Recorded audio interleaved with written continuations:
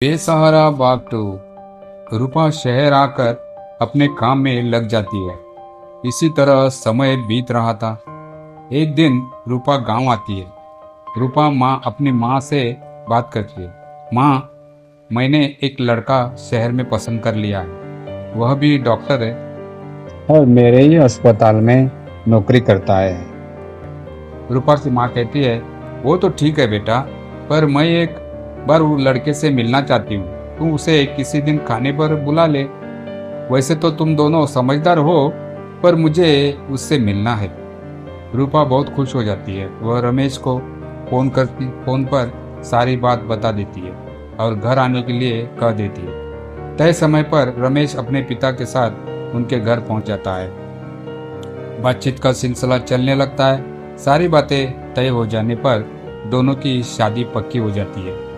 शादी की तारीख पक्की होने पर रूपा करुणा से मिलने गांव आती है। रूपा करुणा से मिलती है। करुणा, तुझे मेरी शादी में शहर आना होगा। करुणा यह सुनकर थोड़ा उदास हो जाती है। रूपा, तुझे शादी की बहुत बहुत बधाई हो, लेकिन मैं माँ को अकेला छोड़कर आ नहीं सकती। यह सुनकर रूपा को बहुत बुरा लगा। करुणा, एक दिन निकाल ले, किसी तरह किसी को माँ के पास छोड़ देना। करुणा ने लाचारी भरी नजरों से रूपा को देखा। रूपा, तू तो जानती है हमारा कोई साथ नहीं देता। मुझे इस बात का हमेशा अफसोस रहेगा। यह सुनकर रूपा बोली, कोई बात नहीं, मैं समझ सकती हूँ। मैं शादी के बाद तुझसे मिलने जरूर आऊंगी। कुछ ही दिनों में रूपा की शादी हो जाती है। रूपा अपनी गृहस्थी में बिजी हो जाती है।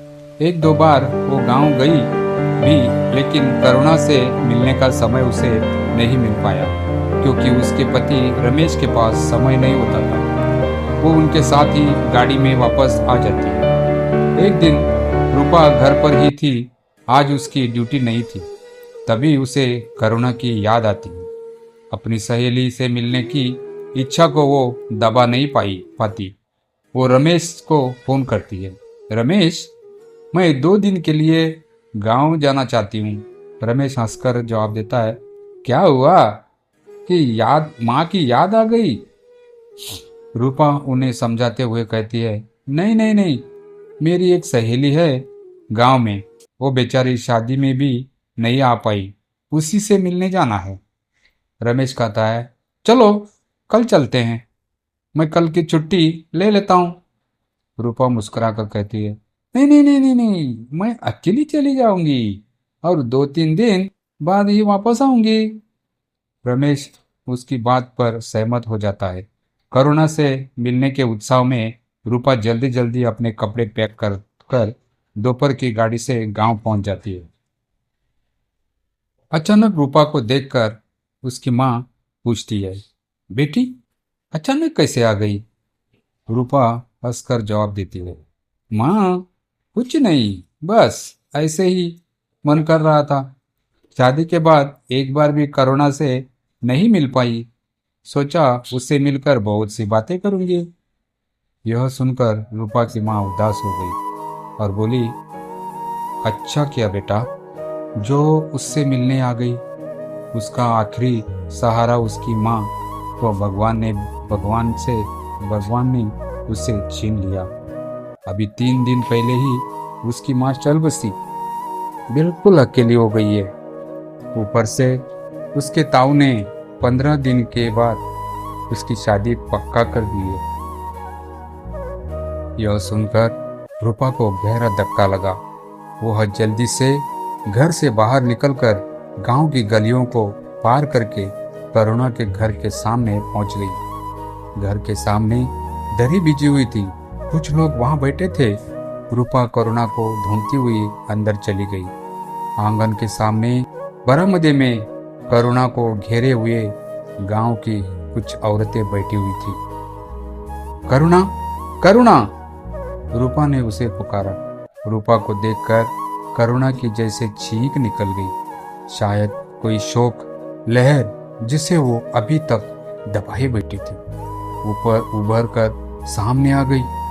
करुणा झट से रोती हुई आंगन में खड़ी रूपा के गले लग गई। रूपा की आंखों से भी आंसू बह रहे थे। करुणा ने उसे कसकर पकड़ रखा था। रूपा, रूपा, माँ चली गई, सब खत्म हो गया, मैं अकेली रह गई। बार बार यही बातें करुणा दोहरा रही थी। रूपा उसे किसी तरह पकड़कर बरामदे में ले गई, उसे बिठाया। करुणा, तू चिंता मत कर, मैं हूं ना तेरे साथ। करुणा को बहुत देर तक दिलासा देती रही। अब रूपा को समझ में आया कि क्यों इतने दिन बाद अचानक करुणा की याद आई, जो उसे बेचैन कर रही थी। करुणा की दिल की आवाज रूपा तक संदेशा बनकर पहुंच गई थी। काफी देर बैठने के बाद रूपा ने करुणा से कहा, तूने कुछ खाया? करुणा ने बड़ी मुश्किल से जवाब दिया, रूपा, बिल्कुल मन नहीं है। ऐसा लगता था जैसे माँ के साथ मेरे प्राण भी निकल जाए, लेकिन तुझे देखकर लगा कि मेरा कोई अपना है। क्या तू कुछ दिन के लिए मेरे पास रुक सकती है? रूपा ने उसके आंसू पोंछते हुए कहा, चिंता मत कर, मैं अभी यही हूँ, पर तुझे खाना खाना होगा। भूखे रहने से तो तू बीमार पड़ जाएगी। तुझे मेरी दोस्ती की कसम, खाना खा ले। करुणा के बार बार मना करने पर भी रूपा ने उसे जबरदस्ती खाना खिलाया।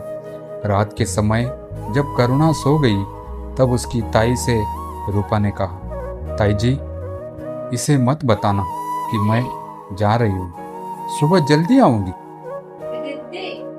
ताई जी ने रूपा के सर पर हाथ फेरते हुए कहा, बेटी, सुबह जरूर आ जाना। तेरे आने से इसकी जान में जान आ गई। बड़ी हिम्मत बन गई उसकी ऐसे। करुणा को सोता छोड़कर रूपा घर आ गई, लेकिन उसकी आंखों से नींद कोसों दूर भाग गई थी। अब करुणा का क्या होगा, यह सवाल बार बार उसे परेशान कर रहा था। Continue in part 3. Like, subscribe and comment. Thank you.